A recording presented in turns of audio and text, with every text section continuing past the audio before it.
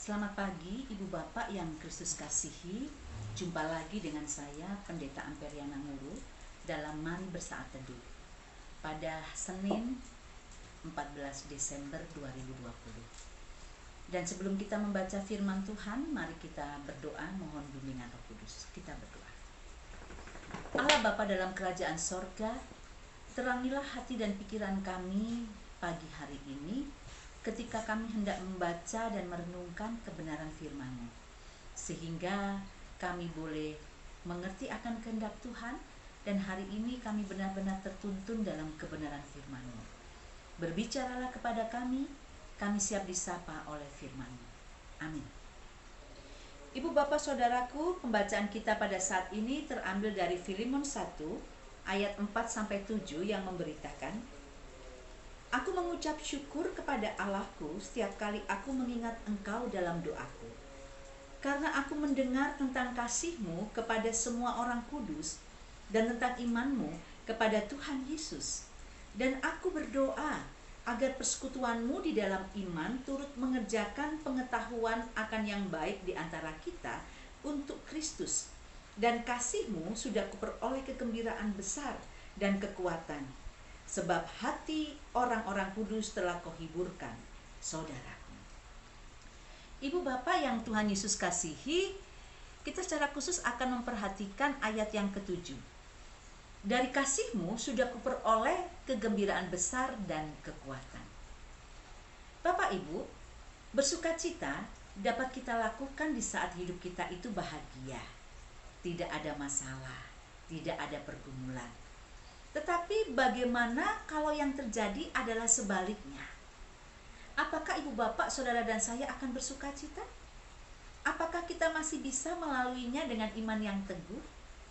Itu pertanyaan yang harus kita renungkan di pagi hari ini. Sebab ibu bapak, jujur, ketika hidup tidak seperti yang Anda dan saya harapkan, seringkali yang terjadi adalah kita mengasihani diri sendiri, sehingga kita menjadi tidak peka dengan sekitar kita. Kita menjadi pribadi yang egois, yang hanya bisa melihat ke dalam diri kita saja.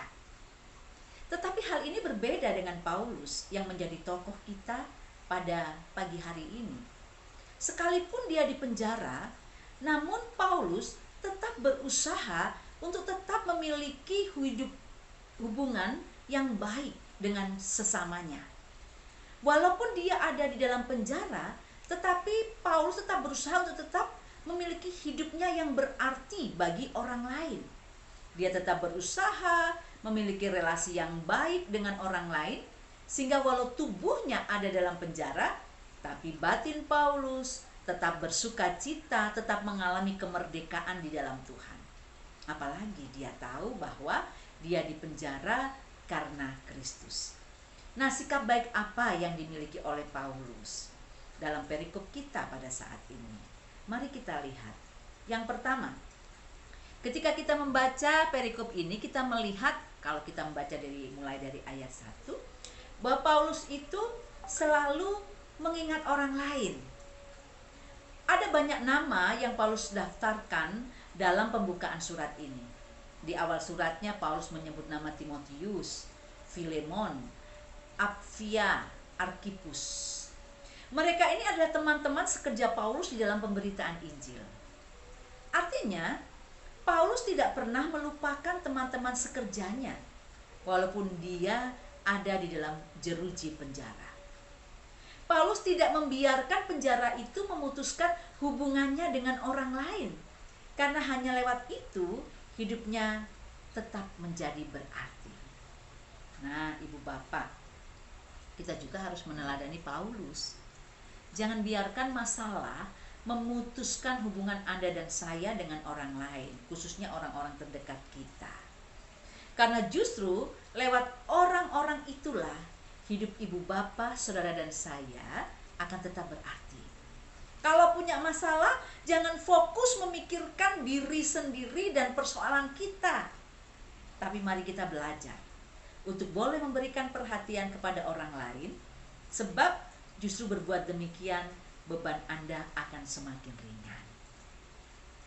Yang kedua, kita mau melihat sikap baik apa yang dimiliki Paulus. Yang kedua, kita lihat dalam pembacaan kita tadi bagaimana Paulus ini walaupun sudah ada dalam penjara, katakanlah dia sangat menderita, tetapi ternyata dia berdoa bagi orang lain. Seperti Filemon. Siapa Filemon ini? Filemon ini adalah seorang Kristen terkemuka yang rupanya menjadi anggota jemaat di Kolose. Filemon memiliki seorang hamba yang bernama Onesimus. Hamba itu telah lari dari Filemon, tuannya itu. Kemudian entah bagaimana ia telah berkenalan dengan Paulus ketika Paulus berada di dalam penjara. Dengan bimbingan Paulus, Onesimus ini kemudian menjadi orang Kristen.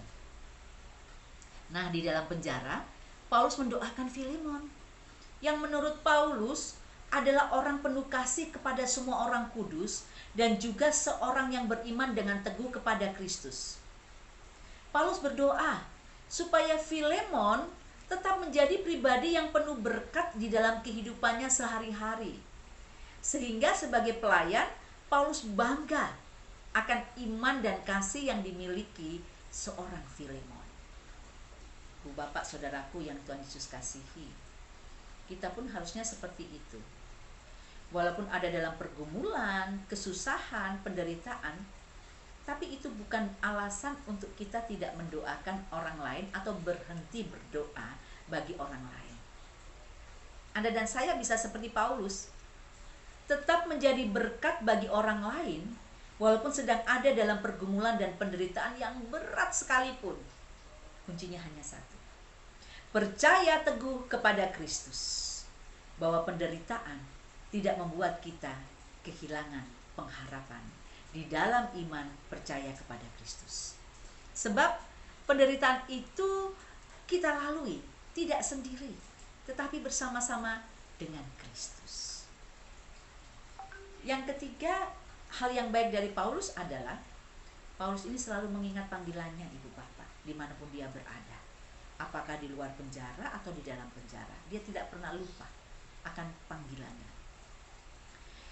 Di penjara bukan berarti Paulus lalu berhenti melaksanakan panggilan dan keputusannya.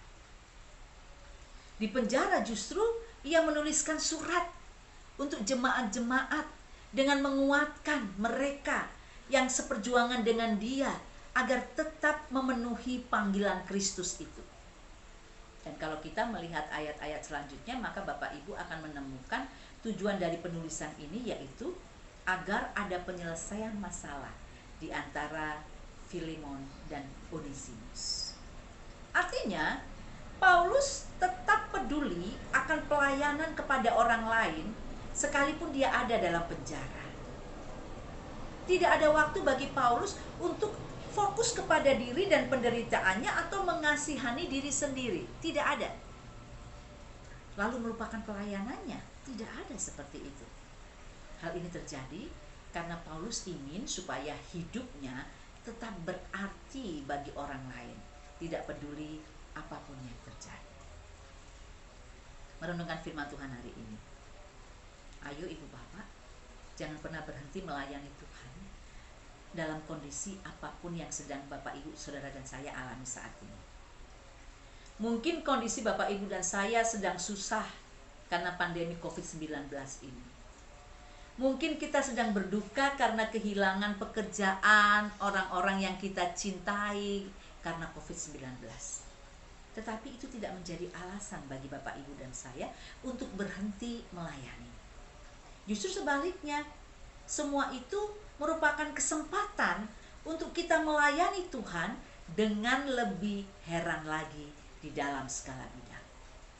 Karena sesungguhnya saudaraku, tidak ada satu peristiwa pun yang terjadi secara kebetulan. Di dalam setiap peristiwa yang Ibu Bapak, Saudara dan saya alami, bahkan dunia ini, ada maksud Tuhan di dalamnya. Dan salah satu maksud Tuhan itu adalah Anda dan saya tetap beriman teguh kepada Kristus, tetap bersuka cita dan menjalani hidup ini dengan kasih Allah. Selamat beraktivitas untuk hari ini. Jangan lupa terus menjadi berkat dalam kondisi apapun. Amin. Mari kita berdoa. Terima kasih Tuhan untuk firman Tuhan yang akan mendukung kami dalam melalui seluruh pergumulan hidup pada hari ini.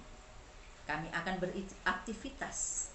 Berkati kami Tuhan, sertai kami dan pimpin kami, agar seluruh aktivitas apapun yang kami jalankan, baik dalam rumah tangga atau di luar rumah, dengan pekerjaan, dengan apapun yang kami kerjakan, kami boleh menjadi pribadi yang membawa berkat Allah bagi sesama dan dunia.